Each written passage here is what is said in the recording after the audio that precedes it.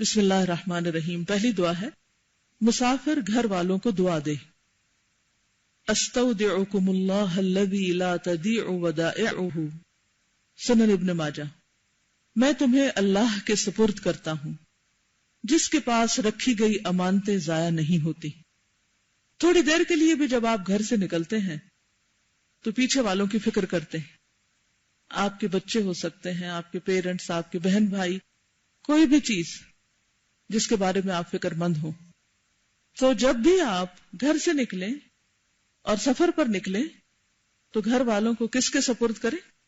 اللہ کے سپرد، کیونکہ ہم ان کے لیے کچھ نہیں کر سکتے اب.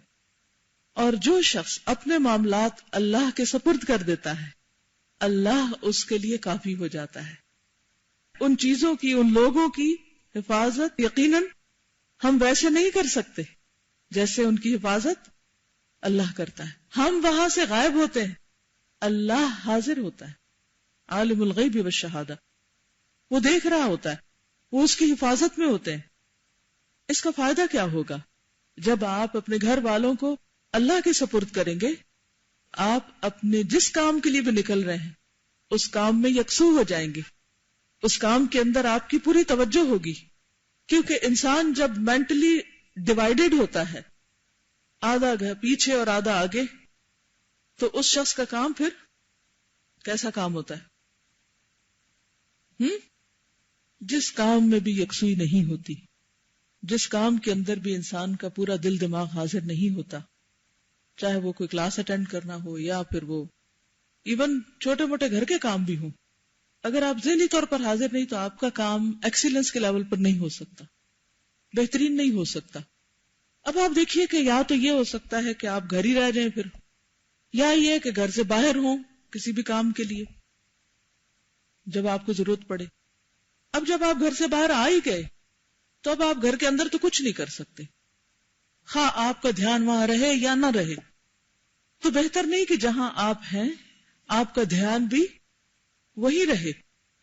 کون سی صورت زیادہ بہتر ہے؟ کام پر ہوتے ہوئے ذہنی طور پہ گھر رہنا یا کام پر ہوتے ہوئے ذہنی طور پر کام پر ہونا؟ ذہنی طور پر کام میں مشغول ہونا. اور پھر اگر آپ راستے میں ہیں، سڑک پر ہیں، گاڑی میں ہیں، تو آپ اس وقت کو بھی بہترین طریقے سے استعمال کریں گے، کیونکہ آپ مثلا ڈرائیو کر رہے ہیں تو یکسوئی سے ڈرائیو کریں گے. آپ فارغ بیٹھے ہیں تو آپ فارغ نہیں بیٹھیں گے، بلکہ آپ کا دھیان فوراً اپنے رب کی طرف چلا جائے گا. بال بچوں سے اٹھ کے کس کی طرف؟ اللہ کی طرف. اس وقت بال بچوں کی یاد، گھر والوں کی یاد کچھ بہت نفع نہ دے گی. کس کی یاد آپ کے لیے فائدہ مند ہوگی؟ اللہ کی یاد. لہذا جب آپ گھر سے نکلیں تو گھر والوں کو اللہ کے سپرد کر دیں. کیا کہہ کر؟ میں تمہیں اللہ کے سپرد کرتا ہوں جس کے پاس رکھی گئی امانتیں ضائع نہیں ہوتی.